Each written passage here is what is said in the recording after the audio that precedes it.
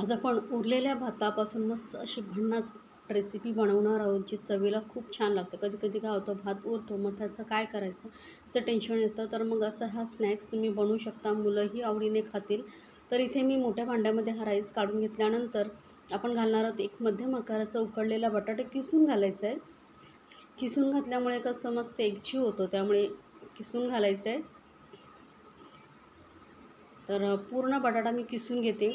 किसून घेऊन आपण किंवा तुम्ही बटाटा आवडत नसेल तर नाही घातला तरी चालेल, पण बटाट्यामुळे ना चव खूप छान लागते आपल्या स्नॅक्सला. त्यामुळे मी इथे एक बटाटा किसून घेतलेला आहे. बटाटा आपला किसून झालेला आहे.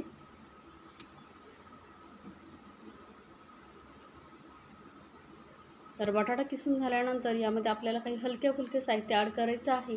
तर त्यामध्ये बघा, मी एक ना छोटी हिरवी मिरची घेतलेली आहे, एकदम बारीक चिरून घालायची आहे.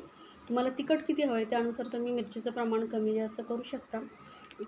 पाव चमचा एवढं हळद घालते, कलर छान येतो. आणि आपण हिरवी मिरची घातलेली आहे, तरी मी एक अर्धा चमचा लाल मिरची पावडर घालते, किंवा तुम्ही लाल मिरची पावडरच वापरू शकता, हिरवी मिरची नाही वापरला तरी चालेल. एक अर्धा चमचा जिरं घालते. आता इथे दोन मध्यम आकाराचे कांदे मी असे लांबट कापून घेतलेले आहेत स्लाईसमध्ये, आणि असं मोकळं स्लाईस करून घ्यायच्या. तर हा पूर्ण कांदा घालून घेतलेला आहे. आता चवीनुसार घालूया यामध्ये मीठ. हे स्नॅक्स तुम्ही एकदा बनवून तर बघा, मुलंही खूप आवडीने खातील, खूपच छान लागतो. आता बाइंडिंगसाठी ना इथे मी 2 चमचे बेसन घालते. याने एक तर स्नॅक्सही आपलं चवीला छान होतं आणि बाइंडिंगही चांगलं होतं. आता हलक्या हाताने आपल्याला मिक्स करायचं आहे, त्यामुळेच मी बटाटा जो आहे किसून घातला आहे. जर मोठी फोडे असतील ना राहिल्या, कुस्करून हाताने घातला तर मग व्यवस्थित मिक्स होत नाही. त्यामुळे आपण बटाटा जो आहे किसूनच घालायचा आणि हलक्या हाताने मिक्स करायचं आहे. जास्त प्रेशर वगैरे द्यायचं नाही, पाणी घालायचीही गरज नाही आहे, कारण बटाट्याचं ओलसरपणा आहे, कांद्याचंही ओलसरपणा, कांदाही स्वतःचं पाणी सोडतं. त्यामुळे एकदम व्यवस्थित हे मिक्स होतं. फक्त हलक्या हाताने थोडा वेळ मिक्स करावं लागतं. होऊ शकतं हलक्या हाताने मी व्यवस्थित मिक्स करून घेतलेलं आहे. आता काय करायचं, हाताला थोडंसं तेल लावायचं आहे. आता इथे तुम्हाला हे स्नॅक्सला कसा शेप द्यायचा आहे त्या तुमच्यावरती डिपेंड आहे. इथे गोल तुम्ही असं गोल बॉलसारखे बनवू शकता, किंवा चपटे बनवू शकता, किंवा जसं भजी वगैरे आपण पटकन घेतो आणि फ्राय करतो तसंही करू शकता. तर इथे मी याला ना पॅटीससारखा शेप देते. हे बाजूने जे कांदे वगैरे दिसतात ना, ते स्नॅक्स तयार झाल्यानंतर खरंच खूप सुंदर दिसतात. तर या पद्धतीने मी हे स्नॅक्स बनवून घेते, किंवा तुम्ही सिलेंडर शेप देऊ शकता. जसं तुम्हाला आवडतो तसा तुम्ही शेप देऊ शकता, हे तुमची चॉईस आहे. आणि ह्या स्नॅक्सला तुम्ही एक दिवस बनवून फ्रीजमध्ये स्टोअर करून ठेवू शकता.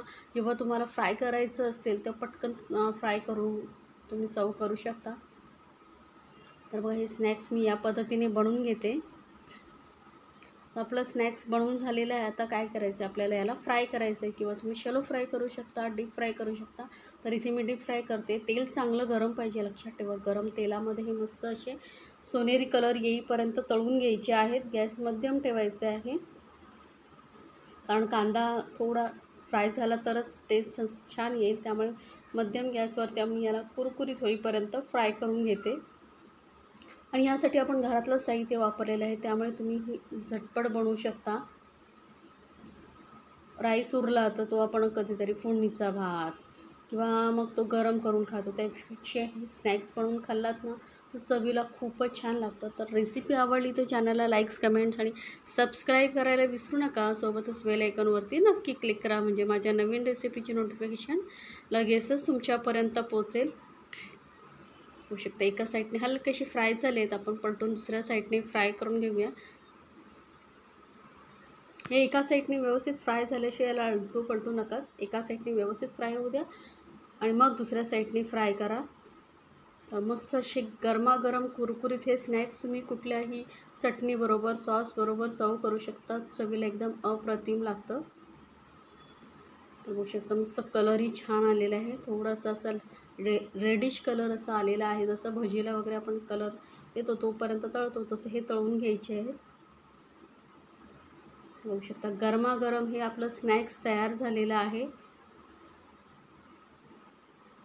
तर आता मी हे काढून घेते.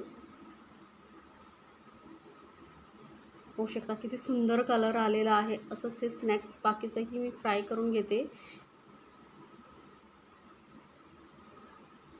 तर हे बघू शकता आपलं मस्त असं गरमागरम कुरकुरीत स्नॅक्स तयार झालेला आहे. सॉस चटणीबरोबर तुम्ही सर्व केला तर मुलंही आवडीने खातील. तर नक्की बनवा आणि मला कमेंट्समध्ये जरूर सांगा तुम्हाला ही रेसिपी कशी वाटली.